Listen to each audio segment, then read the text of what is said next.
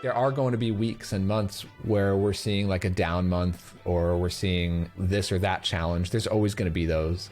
And I have to be mentally able to say, like, these are just problems that need to be dealt with. And we have plenty of time in the runway to work on those problems without saying, oh, this business isn't going to work.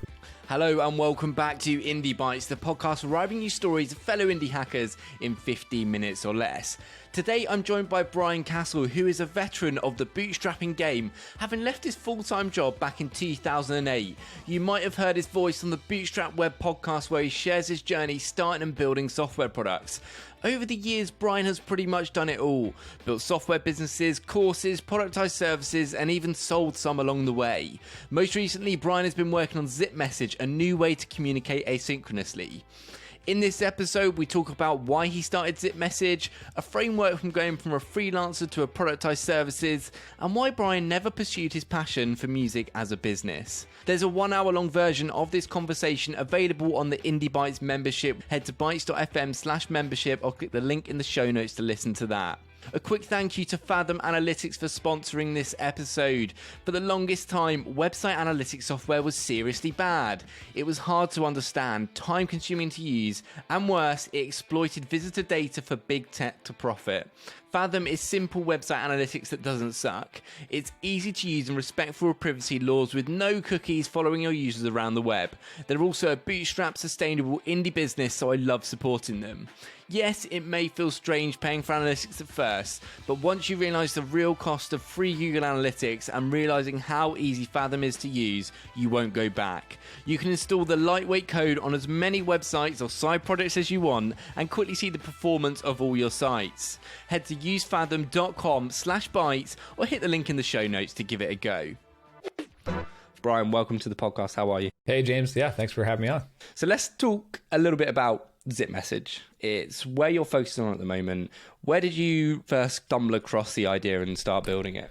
I had the idea in late 2020, I guess it was. And it was one of those like shiny object ideas that I felt like this should really exist and it doesn't. But at the time I was working on another product called Process Kit, and I still owned Audience Ops, which I just recently sold. And the main idea was I want an easy way to send a link to someone else and ask them to join me in an asynchronous conversation. And that could mean asking them to record their screen or record a video or audio and send it back to me. I've already been using tools like Loom for recording myself and sending that to someone else. But in order to get into a back and forth asynchronous conversation, Loom isn't great for that. Number one, it doesn't have the conversational aspect. But number two, especially if you're going to send it to a client or to a customer or to like a freelancer that you're working with, it's just way too much friction to say, hey, can you sign up for some tool and let's go back and forth on video without having to do all these live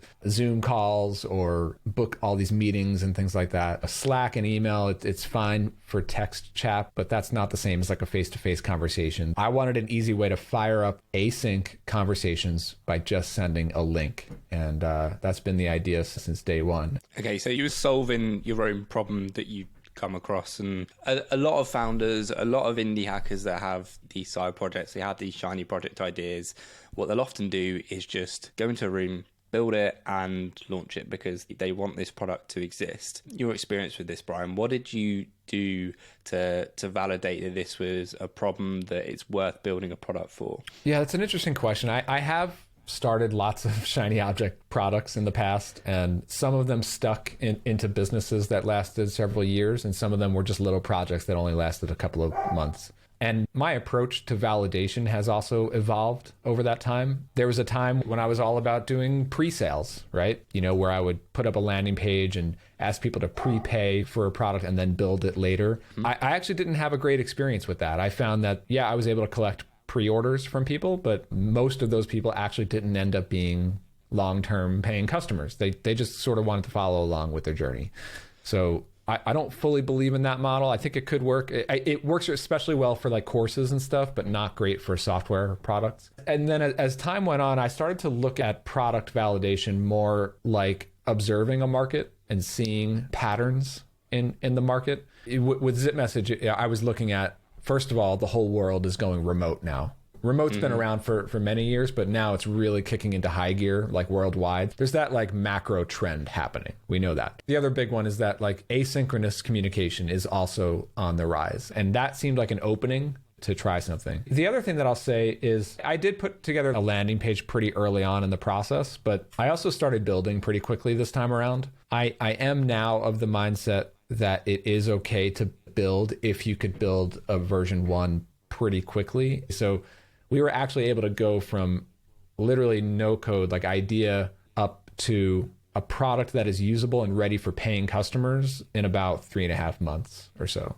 How did it go when you launched it in terms of growth and getting users, and how's it looking now? We're recording this in October 2021. So we literally started building it right around January 1st. First users was like in March. First paying customers was in April. And then it's been growing pretty steadily since then. But it's, we're still within the first year. So it's still very early on. The MRR growth and the customer base growth has been pretty good so far. Like I'm seeing all the good early signs that like traction is faster than other products that I've tried in the past. So that's given me a little bit more like confidence. So it's been great that you're seeing that initial traction from ZipMessage, but you've done something which is quite interesting, which I'm seeing more and more bootstrappers do, which is going out and raising funding from one of these alternative funding methods.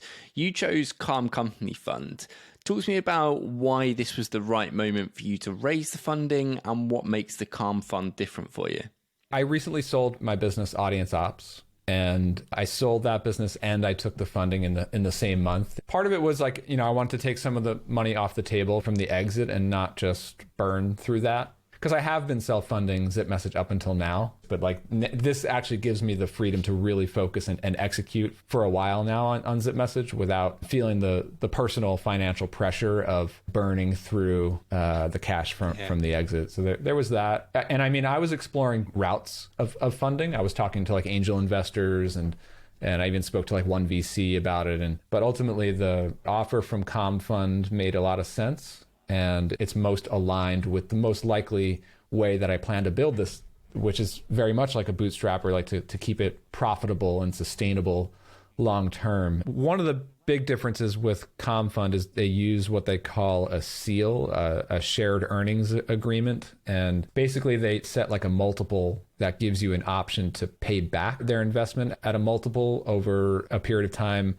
And that kind of buys back some of the equity that they would take. Or you can keep that profit in the company and then they retain their earnings. So it's like either way, if you are super profitable and you go long term with it, you could use that to buy down their equity. Whereas a typical investor would get points in the company kind of forever. And that's how that goes.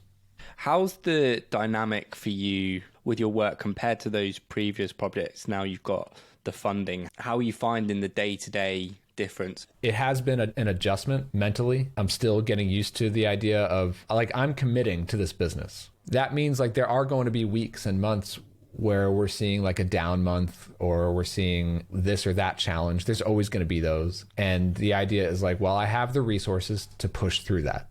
And I have to be mentally able to say like, these are just problems that need to be dealt with. And we have plenty of time in the runway to work on those problems without saying, oh, this business isn't going to work. We can go do something else. But then at the same time, it's also like I did sell my other business, Audience Ops. And for the last several years there, like that's been a nice sustainable cash flow business for me. And now I don't have that anymore. So it's like I'm spending runway anytime I'm spending money. But at least we do have the resources to spend money and try to be more aggressive on stuff. So you have to change the name of the podcast.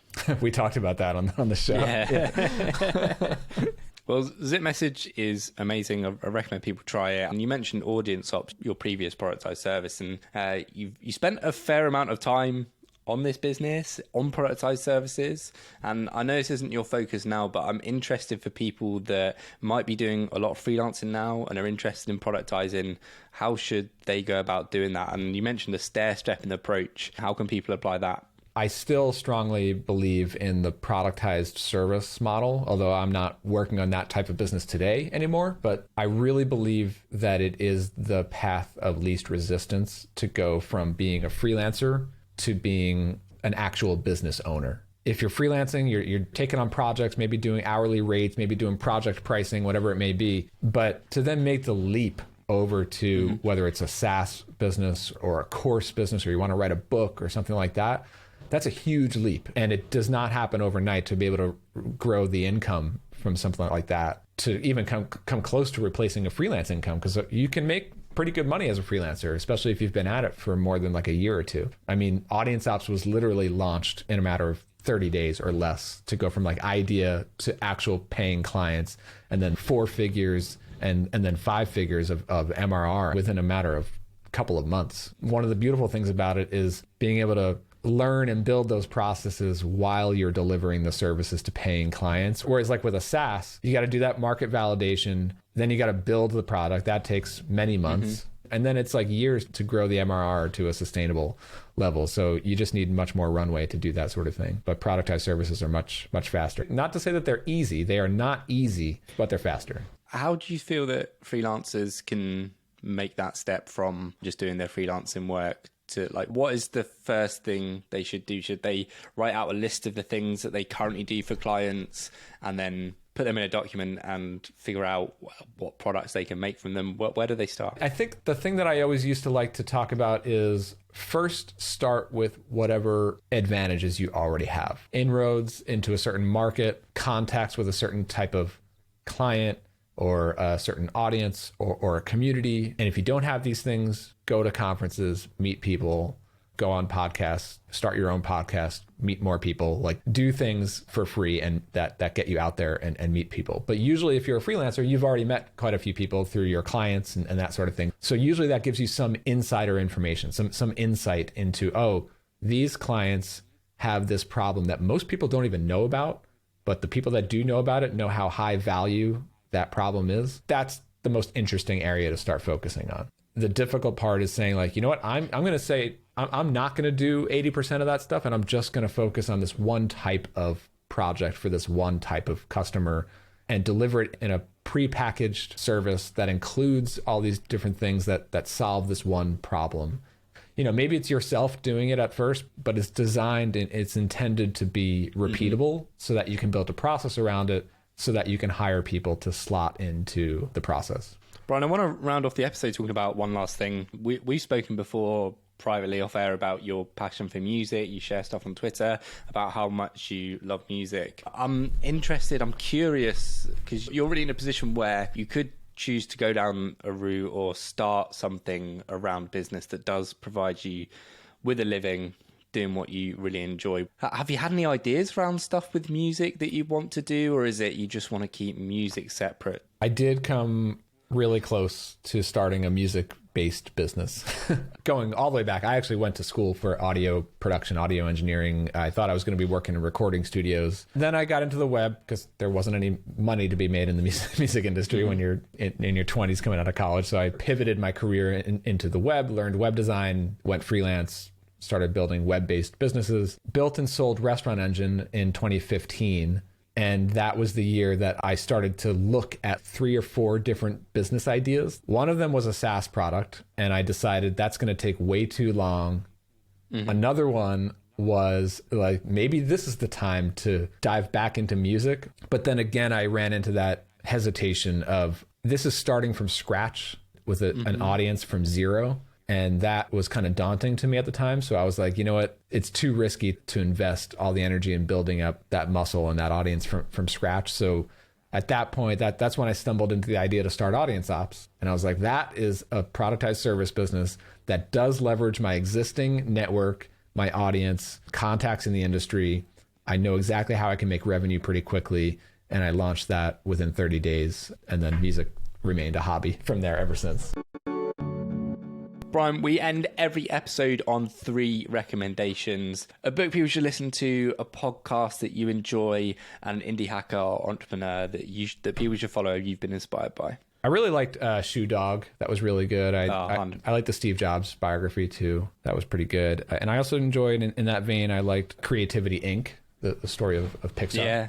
That's pretty good too. And then podcast? Oh, podcast. What have I been listening to lately? I listened to this show called Smartless. It's with Sean Hayes, Will Arnett, and Jason Bateman, the actors.